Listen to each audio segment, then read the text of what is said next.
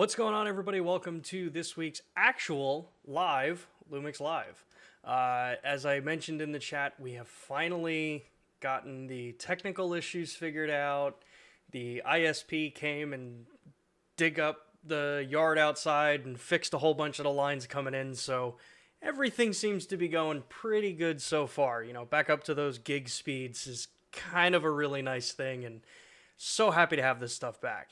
So, today's stream, as you guys see in the title, is going to be talking about video production for distribution and some of the ins and outs that go along with it with one of our ambassadors, Jordan Bunch. Due to a scheduling conflict, because he is actually out in the field shooting right now, which is an amazing thing that we can actually get back to actual shooting. We did have to record the interview yesterday in order to fit into an actual production schedule, so a little bit out of the hand there, but we've got that recorded and we are going to play that for everybody, and feel free to still drop your questions in the chat. We're going to address them during the actual interview portion of it, but we go into a lot of detail about just the different aspects of getting a documentary that he filmed last year actually shot, produced, conceptualized, and then out into distribution, and kind of what went along the way. So, as a reminder, if this is the first Lumix Live that you are joining us at, these are our weekly live streams. For the most part, it's been a little rough recently, but these are our weekly live events that we do to talk with photographers, videographers, industry members, and just kind of cover many different areas of the photographic and video industry to help answer questions that y'all might have. During these particular streams, if you have questions for myself or a guest, make sure to drop them in the chat and tag @LumixCameras before your question. I can see it on my end. It gives me a nice little orange highlight, so I know that you're actually asking a question. It doesn't get buried into the group of chat. So that helps us out tremendously. If this is also, again, your first time, or if you've been here watching these for a while, make sure to give us a like. Make sure to subscribe if this is content you want to see more and more. If you've been watching a lot of YouTube content online, you know, every once in a while, channels will come out there and point out that, you know, on average, there's usually only about maybe 40% of the people that actually tune into these things are actually subscribed. So it'd be awesome if you guys could hit that button, get us in your feed, and yeah, it helps me grow this channel more and more. Aside from that, I want to mention quickly, like we do every single week, we have the Lumix Pro Services platform available for those that want to get into the little bit better level of service that you can get with the red tier. Well, actually, it's a lot better service with the red tier because it's reorganized how we actually handle service and support for the Lumix products. The red tier is free. All you have to do is either use the QR code or go to lumix-pro.us if you're in the United States. And you can register in there, get all your information in, get your cameras registered. You get a bunch of nice added benefits by doing this. It automatically gets you that 3-year warranty. But then we also have the Platinum tier available, which is for maybe a little more hardcore users that really put your equipment through the test. The Platinum tier, excuse me, offers faster turnaround times for repairs for both ways. It also provides a discount for out-of-warranty repairs, so things like drops and breaks, stuff like that. You also get a really awesome welcome kit with this, which comes with a Peak Design customized sling strap for the Lumix Pro Services. And, you know, you're going to get the sensor cleanings, calibrations, and firmware updates done by professionals. So, with that, what else am I missing? It's been a while since I've done one of these actually, like, fully live. As we said, I think I already covered it. If you have questions, drop them in the chat, and we'll be able to address them. Without further ado, I'm going to roll the interview with Jordan. And as a reminder, I will be in the chat throughout the interview portion, so feel free to drop the chat questions in there, and I will be addressing them. So, let's jump over to the interview. So hey, thanks for joining me, Jordan. Yeah. Can you give all the viewers kind of a kind of bio on who you are, what your company is, and what you do? Yeah. So I've been into photography and filmmaking professionally since about 2010, and started as a hobby before that, mostly in video. And then when I started as a profession, started photography mostly in weddings. And I still have a wedding company today. I don't really shoot the weddings anymore. I have a good team that works for me in Austin, Texas. But recently I moved up to DFW because my primary focus is on commercial and documentary filmmaking.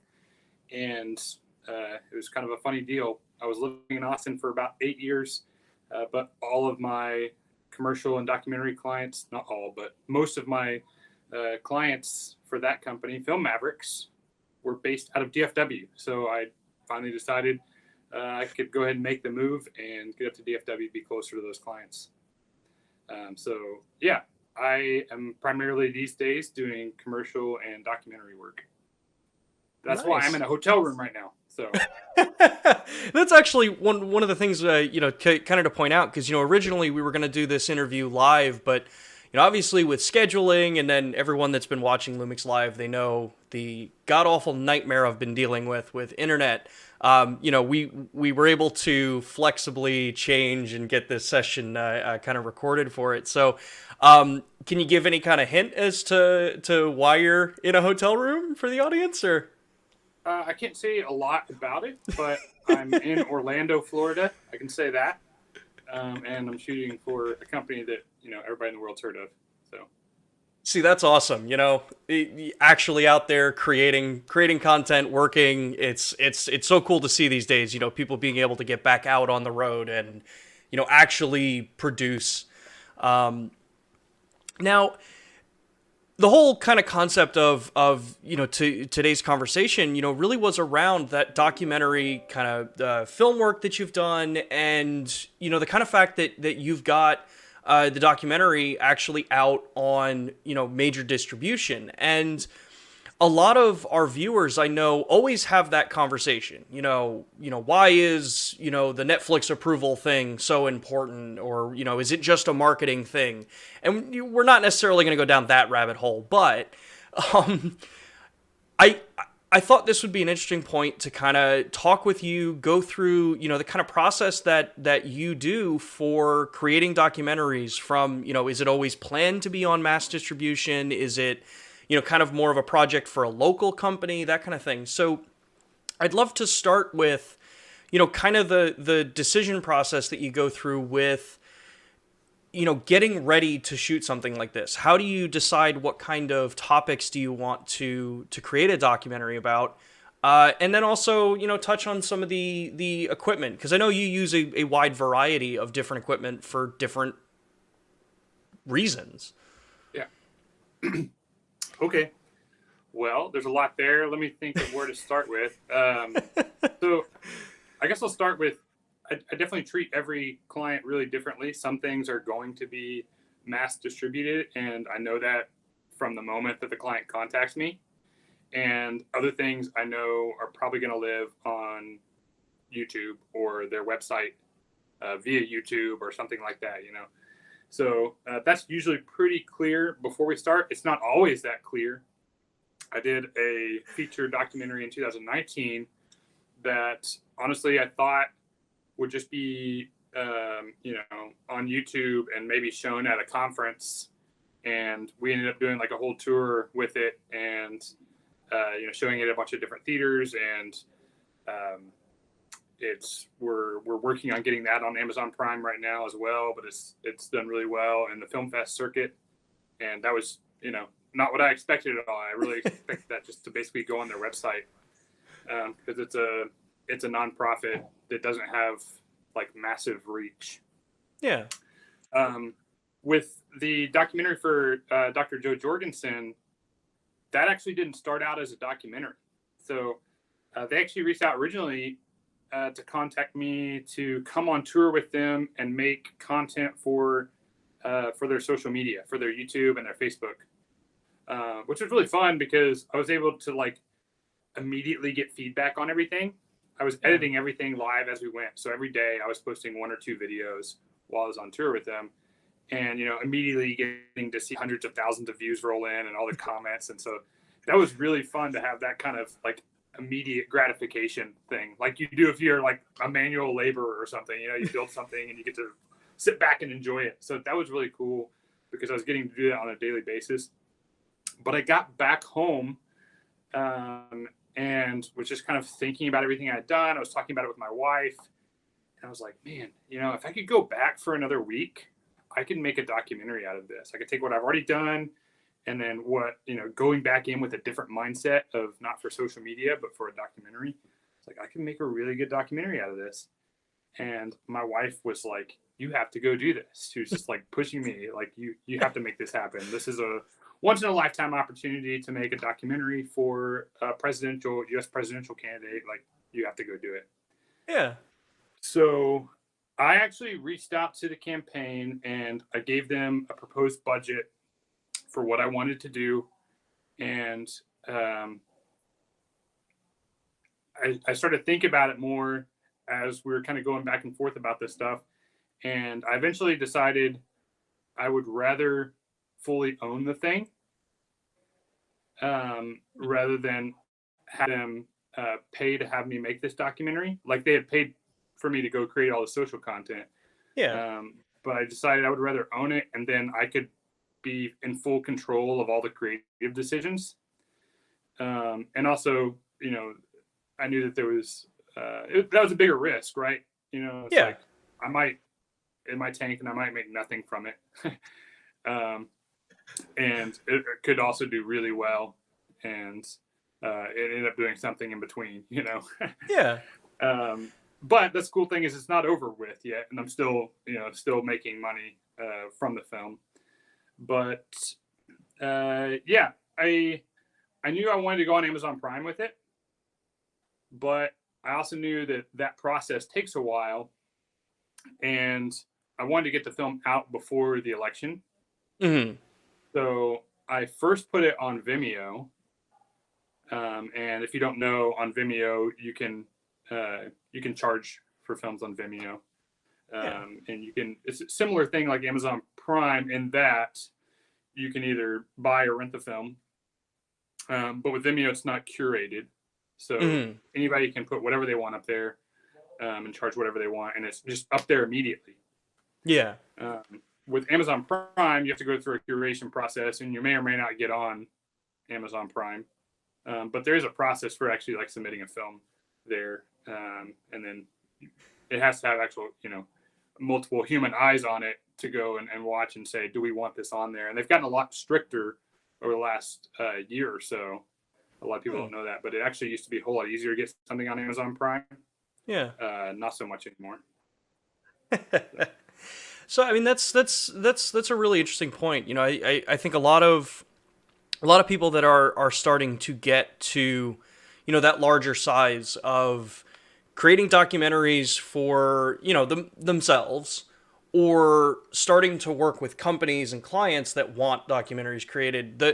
The clear distinction, I think, is perfect what you brought up, that do you want to maintain full control and creative control over the process and what's in it, or do you do this for someone else who's going to have their agenda that actually drives what the documentary is? So it's how did that, particularly when it's a political documentary, especially, and that was a big part of the reason is like I didn't want this to be just a propaganda tool for the Libertarian Party.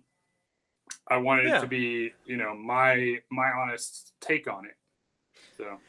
Yeah. And so how, when making that decision, you pointed it out too, that, it's a big risk because, you're putting yourself financially, time-wise, everything out there to do this on the hopes that it actually, kind of gives you a return in the end. And, how hard was that decision for you to make with this? Because I know some people it's an easy choice, others it's challenging.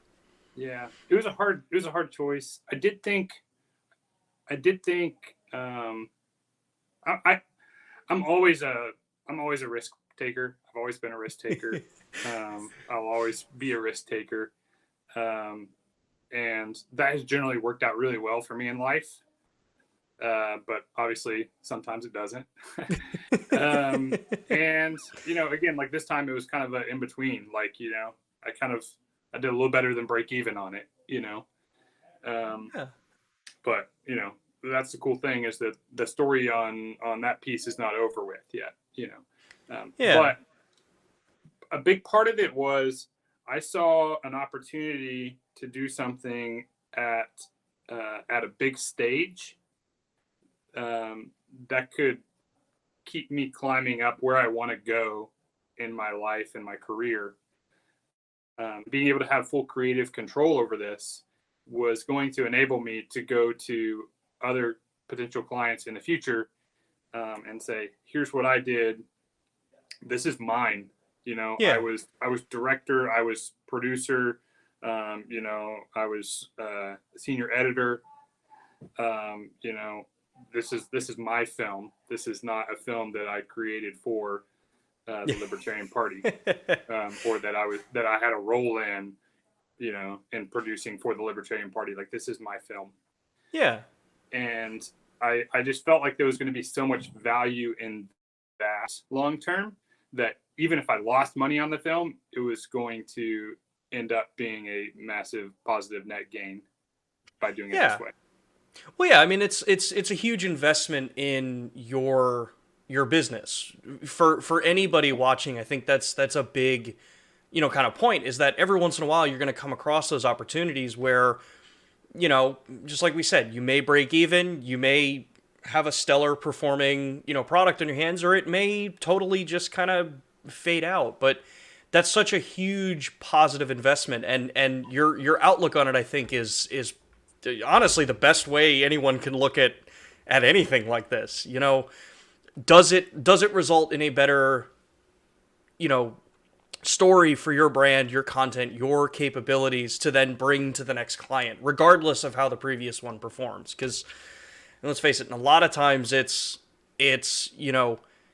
how many projects have you done? What's the longest one you've done? Where has it been distributed? All that kind of stuff. And these are all things that we take to the next project, and we better our output as we go on. So that's an awesome thing to see. So when it actually, going through the process of actually, we've covered, the kind of idea of getting it out there, what kind of sparked actually going into a documentary. But when it comes time to actually shooting these kinds of things, now, obviously, the Lumix community, we're all very technical. Everyone loves to hear about gear. We all love to hear about, how was this shot? How was this graded? All that kind of stuff. Let's break that down into, maybe some bite-sized chunks. So from a camera perspective, what kind of decisions go into your process for picking the camera or cameras for a documentary like this? Yeah, so I have shot with Lumix since 2014. I believe it's 2014 with the GH4. So yeah, I've been a long time Lumix user. Switched over from Canon in 2014. But currently, my team, we have a lot of cameras because we have a big team and we shoot a lot of live events and things. So yeah, we probably have like 15 Lumix cameras in our kit. Everything from like a G85 through the S1Hs. Yeah. But I definitely, this was the biggest stage I'd been on, shooting for a national presidential campaign. So the S1H was just an easy choice for so many reasons. It's the best camera I had in my kit. It's a camera that I knew, like, if this went to the biggest stages in terms of platform, like, this was going to be the camera that was going to work for that, because Netflix is the biggest stage right now. Netflix is bigger than way bigger than the movie theater in 2020. Oh yeah, easily. But it is the biggest platform, and they put their stamp of approval on this camera, and so but I just love the image out of it. The dynamic range is ridiculous, and I knew I was going to be shooting almost all outdoors because this film was shot in the middle of the pandemic, and so all of the campaign events were outdoors. There were no campaign events that happened indoors. So I was traveling around on a bus, and I knew I needed something nimble, quick, with awesome dynamic range, and that I could plug XLRs into and just be something that can move super fast with. So this is also what I'm shooting this current project with.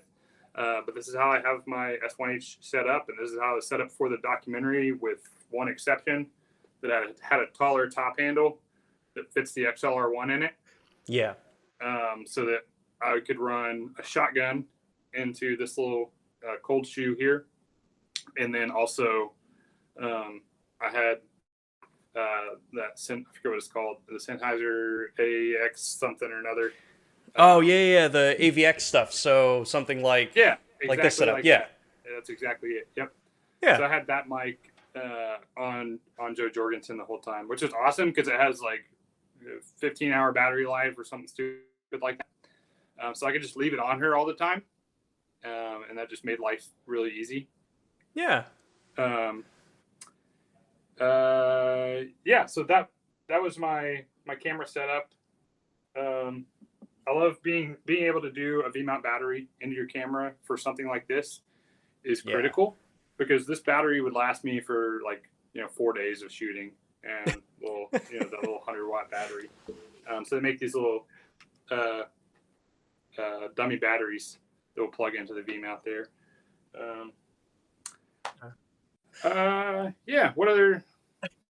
What questions about that stuff do you have? So I mean, that's looking at that, there's a ton of people I know that look at the kind of the different V-mount options for it, and that's definitely a really good point. Looking at the different power solutions, and yes, the cameras have USB-C power, and you can do that, but I definitely am on the camp that like a solid V-mount battery plugged in this way, with just the sheer amount of time that those things give you.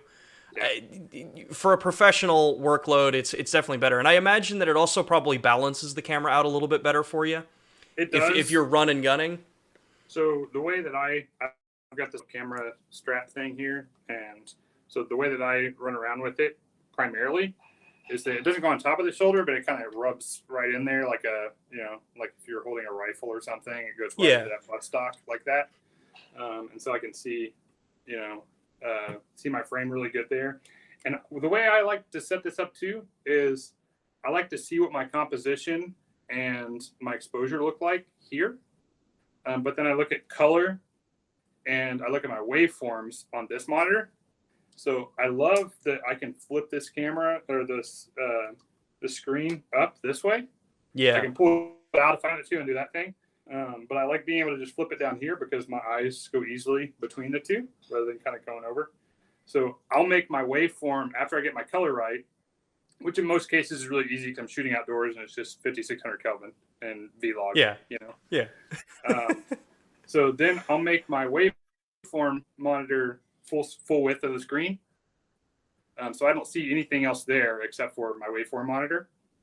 Yeah. So it's great for, checking the exposure, making sure that that's spot on. And then I can just look up here to get my composition and make sure my camera settings are where I want them. Yeah. So when it, kind of getting everything set up, it's awesome seeing everyone's different, kind of combination of how they've got their kit rigged out.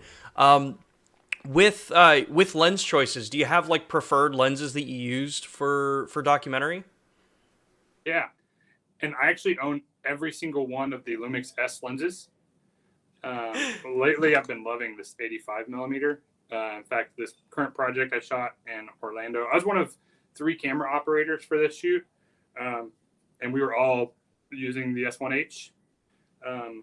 But I used this lens exclusively for this shoot.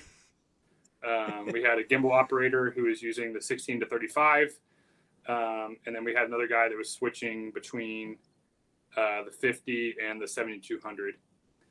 But I was shooting, and they were all Lumix glass, but I was shooting on the 85 the whole time, which I love. But for this shoot, I used like probably 90, well, besides the interviews, like the sit down light-on interviews that I did with Joe Jorgensen and with a professor from the Baylor grad school, political science professor.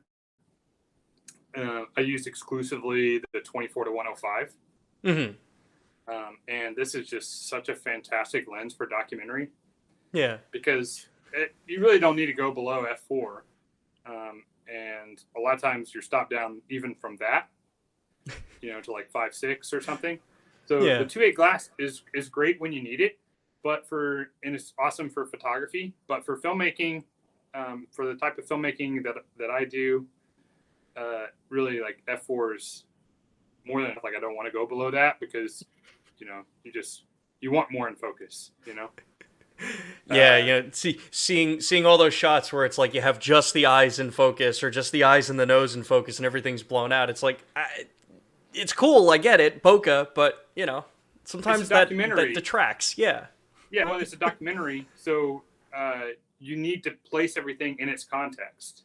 Yeah. So if you don't have context for what's going on, and you just have this beautiful bokeh, well, what kind of story are you really telling? Not only that, but it's a lot easier to pull focus.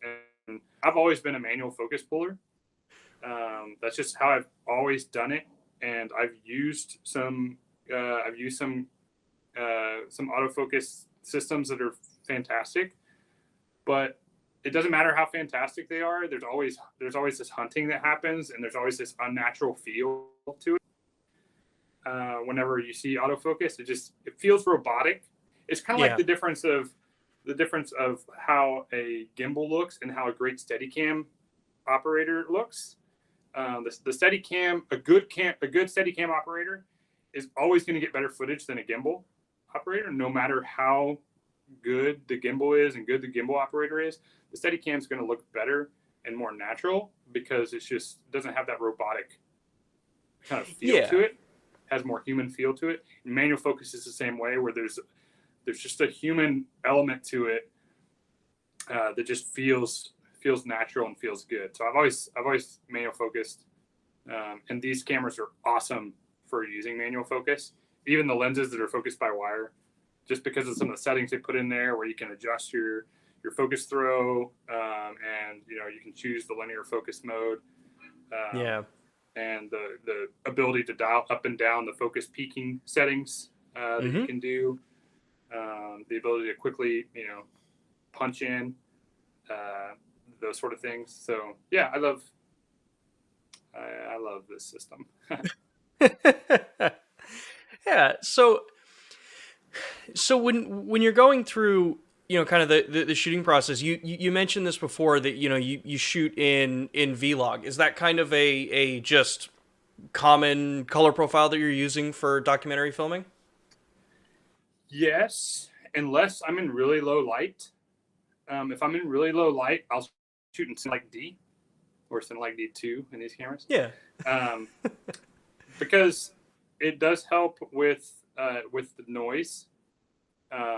If you're shooting in Cinelec D2, because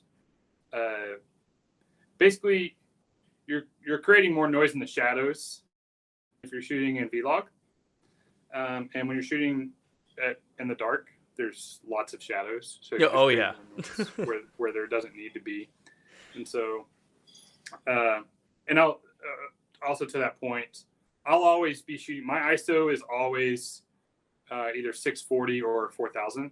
Going with one of the two native points there on the ISO, whatever you call it. But anyways, I always choose one of those two, because I want the maximum dynamic range. So that's really interesting, because I think I know a lot of people that work with a lot of the modern cameras, we're used to, if we're coming from DSLR shooting and, we're coming from photography, we're used to using ISO as, obviously one of the 3 points in the exposure triangle, but it's interesting the way you approach that use, because that's very much similar to like how the cinema cameras are shot, or how we used to have to do this when you shot film. Yeah. It was, all right, we're going to load the 800 ASA film in, and that's the stock that we have to work with. Everything else has to fit around it. So do you find that when you're working, after you've captured everything and you've got, your vlog footage and you've got your Cine-like D2 footage, in the editing process, how have you felt with, kind of getting everything into the final look? Does it kind of just work, or, do you have like a specific kind of process? Well, I love the Vericam LUTs. They've provided some awesome free LUTs. They're just, they're fantastic. So yeah, I'll usually start with that look. I'll choose a LUT, based on the project that I'm doing and the look and feel that I want. Yeah. I mean, if I'm going with vlog, like one of the other things I'll do is I'll load the LUTs. Like this is just a small HD5. It's nice and light. And you can load an SD card in there, and then you can load your LUT into the screen, which is great because I can shoot in vlog, but I can see what the LUT looks like, so I can get an idea for the general feel that I'm going to have. But yeah, I'll start there. And then primarily I'm just playing with my contrasts from there. And then maybe, if the white balance wasn't perfect, making some minor tweaks there. But I'm not usually doing anything for documentary that's like super intense in terms of color grading, because I'm just primarily trying to create a good natural feel. People have seen that meme if you're on like any camera Facebook groups, where it's like the different LUTs, and this is the United States LUT, and here's the Mexico, and here's the India, and each one, like the Mexico, it's like the same shot in every one of them, but in Mexico it looks like super like yellow and brownish, and in the US it's like nice and bright and sunny, and so it really depends on what kind of look and feel you're going for. And it's kind of funny whenever people post something like, hey, here's a screenshot of my thing, what do you think about the color grade? I'm like, well, what do you want? What are you trying to go for?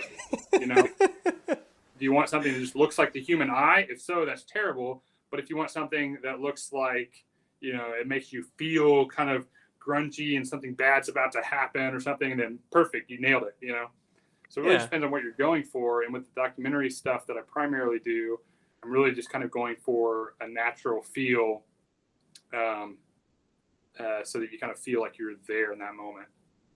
Yeah, that's what, mentioning on like the forums, seeing how many people are, always asking about, kind of, what other people think about, a project they're working on. It's interesting to see how vastly different everybody's opinions are on this. I mean, it's to be expected because all of us have our own kind of, look and feel and the style that we have, but there's always that point of context missing when it's like just a screen grab or like, a 10-second clip of something that's up there.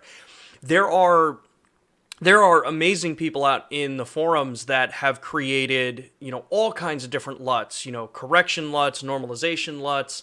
And what I think is so awesome about the whole platform, that we're working on is that people have the tools available right now to get pretty much any look you want. If you're looking for that ultra clinical, 100% color accurate look, there are correction LUTs. There are many of them out there in the forums and online that are great for normalizing all the color, taking away any of the brand color cast that, all brands have a specific look built in, and then starting at a very neutral place. And that's awesome. But I think, actually seeing the end result and the vision of the creator, it's not necessarily any of our place to really kind of argue against someone's creative choice, even though we will always argue against creative choices because it may not fit our style. But when it comes to the color choices that you do in the outputs, knowing the end goal for a project, for the documentary that that we're talking about, did knowing where the documentary is going to end up or where you plan for it to go, did that change your color process for how you handle this versus others? Yeah, it actually did. That's a good question, because actually I had to recolor a lot of the content that I had created for social media whenever I was going to use some of those segments in the documentary. Yeah. Like for example, with the social media content, I was doing two different types of videos. I was doing one video that was one section of, or whatever, series of videos that was basically topics from her different stump speeches that she would do. And then I would do another video that was like a vlog of her, like wherever she was going. Like we were in Oklahoma City and she's like super into like organic. She's a master gardener. So we went and actually did one of her speeches right next to the Oklahoma City farmers market. Yeah. And so she went in and did some shopping in there. And so I made a little vlog about going to this farmers market. And I knew it was, at the time I wasn't even thinking about a documentary. This was just for, Facebook and YouTube. So I went with like a really kind of more vlog, trendy kind of color, really kind of leaning into like the blues are a little more teal and, warmer skin tones and, just kind of leaning into what works in social media, So then whenever I took that same segment and put it into the documentary, I recolored it. Because I didn't want that for something that I knew, okay, now this is not something that's now going to live on for the next couple of weeks or months leading up to the election. This is now something that lives on forever on Amazon Prime. Yep. And so now I want something that's not trendy because it's going to date it, which dating didn't matter on social. But now it really matters. And so I recolored it to make it look more natural feeling. Yeah. So. Now, with the final kind of target, was there consideration with looking at future distribution and the kind of the idea of, well, at least what we used to call syndication and that kind of concept, how did that affect decisions of like, do you send out an SDR version or, just a standard Rec 709 version, or do you master for HDR and send out that way? Like, did that kind of process come into play with the documentary? Not as much. It's a weird process getting on Amazon Prime. Like the first thing that you upload is a 720 version. Okay.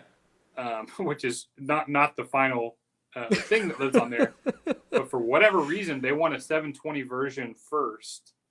It makes no sense to me because like if anybody can handle a 4K upload, it should be Amazon, like Amazon Web Services. Like you guys are the biggest, you have the biggest servers in the world. But for whatever reason, they just want like this really basic 720. They're watching for content, So no, not really. The color output wasn't really a factor in what I put there. So yeah. No, so it's amazing to see.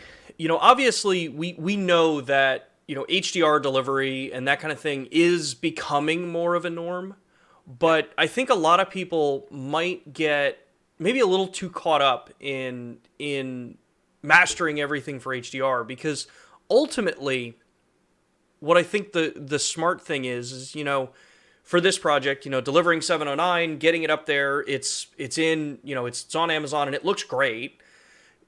That's ultimately the goal. Because it's shot in things like Vlog, and you know that you have the dynamic range there, you Yeah. could always remaster for HDR. Say if the opportunity comes up and it's like, hey, it actually would make sense to remaster this project, get it up there, offer it as another version, and we're good to go. That I think leads to some of the points that we see online about the whole, do you shoot in 4K or deliver in 1080? If the client's only asking for 1080, should you only shoot it in 1080, or should you still shoot it in 4K and then just deliver a 1080? I'm curious what your thoughts are on that, on the Yeah. whole 4K 1080. Where does Jordan Bunch stand on this? Shoot 4K for sure. I mean, I do shoot everything in 4K. I turned on 1080 once a few months ago because I needed to shoot a super high frame rate for something, which is very rare for my filmmaking. But there was just one little clip, literally one clip that I needed to have in a super high frame rate, and so I shot it in 1080, and that was fine. But I shoot everything else in 4K, and part of the reason is like I'm really picky about composition, and so I like to be able to recompose things. I just finished a short documentary for a nonprofit. That's like a 10-minute piece, and I shot it with 3 S1Hs, and I was using Canon FD glass for this primarily, and maybe exclusively actually. And it was awesome because I had 3 cameras rolling that I made look like 6. It was a 1080 deliverable. And actually, I just showed, I'm actually in a condo with like 5 other filmmakers here. And I was showing them, and they were like, "Oh, and you shot this with like 5 cameras?" I was like, "No, shot with 3, but it kind of looks like 6, Yeah. Because yeah, each of these interviews was shot with 3 cameras at 4K, and then I would do a crop in. So yeah, I love shooting in 4K regardless of how it's going to be delivered. It also does 4K exported in 1080 actually looks better than 1080 exported in 1080. And I don't know what the math is behind that, but it does look better. Yeah, there's definitely the advantage. I mean, we're working. Cameras have gotten amazingly better at creating 1080p out of these ultra high resolution sensors. Because I mean, if we think about it, 1080p is only 2 megapixel, and you're pulling that from a 24 megapixel camera. So that's a lot of math that has to get done to downscale and properly oversample and all that kind of stuff. But yeah, for people that are hesitant about shooting everything in 4K, I mean, yes, file sizes can be larger if you decide to shoot in something like 400 megabit all intra, but I've always found that it's not necessary for every single thing to shoot. It's cool that the cameras can shoot ultra high frame rate or ultra high bit rate, but have you found situations where even with the internal recording that you would have wanted maybe a little bit more and gone into, say, ProRes RAW with the Atomos products, or now with the S1H being able to shoot B-RAW? I know a lot of people toss that question up. Yeah, that's a really good question.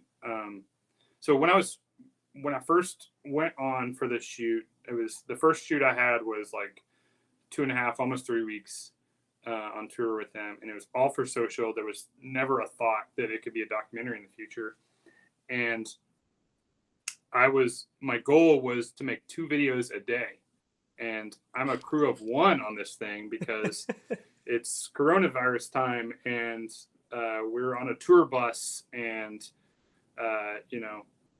if we had more crew, like I'm on the tour bus with the presidential candidate and her staff. Yeah. And so if there's more crew on there, it just makes everybody more uncomfortable, because everybody on a tour bus just makes it less comfortable for everybody else. So I begged for an assistant, and as hard as I begged, they said no, So, so I was shooting and editing 2 videos a day for 2.5 weeks. So no, I didn't want to shoot anything in RAW. In fact, I didn't even shoot it in 10-bit. I shot it in 4K 8-bit, because I didn't have the luxury of extra time for my computer to render all these things. And that's the other thing, is I had everything on a MacBook. I didn't get to have my iMac with me, So yeah. I'm editing all this on a 4 terabyte SSD drive. And so all these things, I'm limited by all these things. And so, I shot everything in 4K 8-bit until I went back with the purpose of shooting the documentary. And then I switched to 10-bit. Yeah. And there is a significant difference in those things when you come to color them. Oh yeah.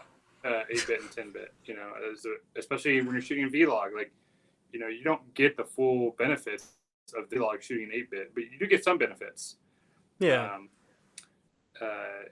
So yes, I mean, there's if I was shooting for a different purpose, then yeah. And if I had more time, that was the other thing, is the time was extremely limited, even whenever I was shifting gears to the documentary, because I finished filming the documentary, I think it was like October 4th. Oh, wow. Literally 1 month before Election Day. And so I came back home, and I wanted to have this thing done at least a week before the election. Yeah. So that meant that I had 2 weeks to get picture lock, which means this 90-minute film has to be fully edited other than sound. I had room for color. I could do sound and color, but it had to be fully edited otherwise in 2 weeks. Oh man. And so literally, like, I had my my company's senior editor on. We were sitting there, and I shifted from my office into the editing suite, and we're editing on our iMac side by side, and I said, all right, we're cutting this film in half, and you're editing the first half, and I'm editing the second half, and then we're going to bring them together, because that's the only way we're going to finish this thing in time, Yeah. Notification pop. So, so we had to get picture lock in 2 weeks, so there was just no time, and then I got to my sound, my audio editor, sound editor, and then we were starting to work on color at the same time he was doing that, and then bringing everything back in, and I had to tell him, like, okay, you have 3 days to get sound done. Not only because our time frame, but also, like, I was doing all this on my own budget, and paying exactly him, a really good day rate to be editing this, because he's really good at what he does. But then me and my lead editor went back in to try to color everything, get it the way we wanted, and so that meant we had 3 days.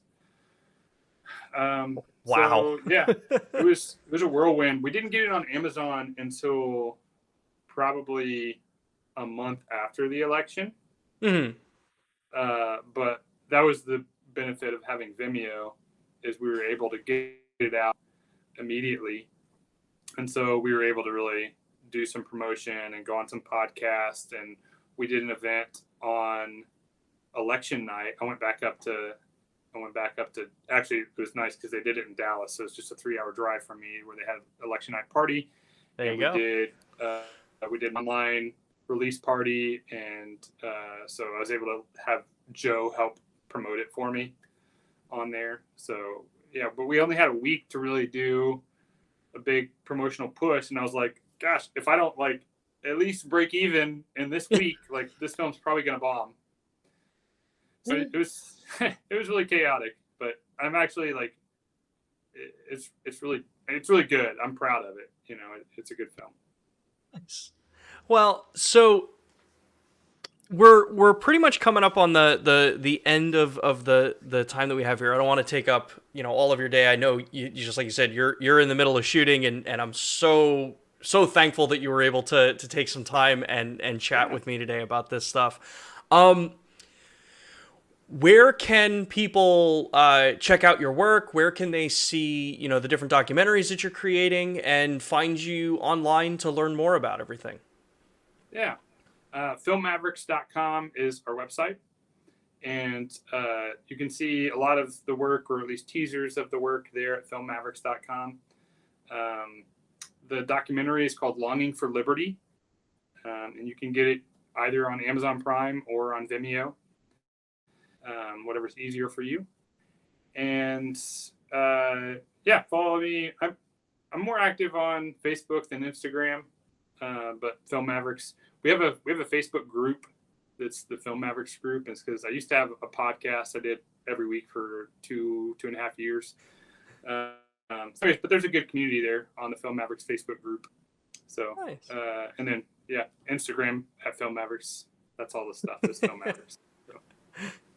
That's awesome. Being able to nab all of those different platforms with the same name, that's a rare thing these days. Yeah, for sure. And you would think that that would have been a name that was grabbed. It's a good name. Hey, I like it. Well, thank you again, Jordan. It was cool actually interviewing you this time instead of the last couple times that you and I have had conversations. Yeah, that's right. So again, thank you so much. And for those that have watched, definitely go check out Jordan's work. Take a look at filmmavericks.com. We'll have a link down in the description. And thanks again, Jordan. Absolutely. Thank you, Sean. So that was the interview with Jordan Bunch. I appreciate everyone kind of bearing with us. As we mentioned before, the scheduling side of now that things are starting to return to a little bit more normalcy always makes it hard to get someone who's actually out on production scheduled to come in and do one of these events live. So any questions that were directed specifically to Jordan, I tried to address some of them in the chat from the conversation that we had yesterday, but definitely make sure to still leave the comments in the chat or in the comment section after this video, and we can always continue to kind of address things as time goes on. I wanted to take a minute and just kind of double check through the chat and see if anybody had any other additional questions before we round out today's stream, which again, I am so thankful that everything is actually in the green today. We're live. This is awesome. Well, live. This part is live. So it looks as though the chat is going pretty well. For a couple of the people in the chat that were mentioning that you guys were having some issues with your cameras, just as a blanket statement, if you know that something doesn't seem to be right, you should definitely always contact your local Panasonic service team to kind of get the ball rolling to see if there is potentially something wrong with your camera or if it can be troubleshooted locally. It's always a little tough to troubleshoot here on online during the stream because I don't have necessarily all the equipment. I mean, I have all the equipment. It's just in a closet or it's over there or it's actually packed up because by the end of the month, we're actually moving this set to another location. So, outside of that, I just want to remind everybody, actually dovetailing off of the kind of service things here, take a look at your local region for the Lumix Pro services platforms that are available in your different areas. I have the U.S. information up here primarily because this particular part is U.S. based. That's where I am. We have the two tiers. We have a free tier and we have a platinum paid tier. The free tier gets you your 3-year warranty. It streamlines the entire process for any kind of service issues that you may have. So take a look at lumix-pro.us or I believe it's lumix-pro.com. I will actually drop that into the chat right after we're cut on the camera so that you guys can have a link to go get that.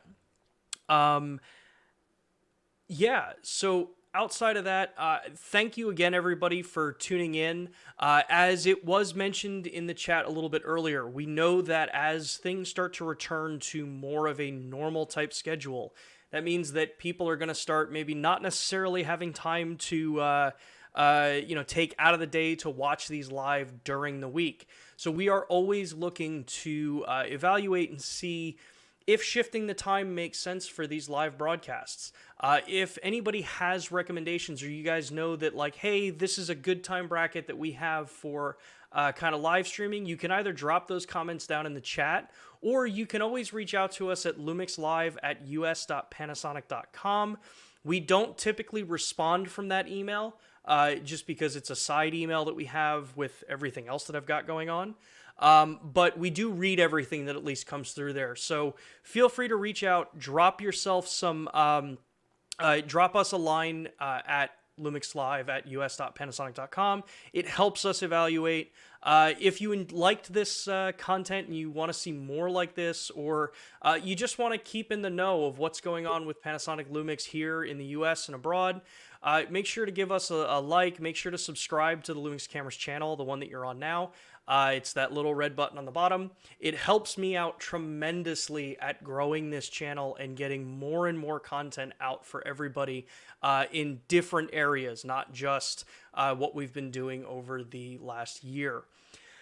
With that, again, thank you, everybody. We will be back next Thursday at 2 p.m. Eastern Time.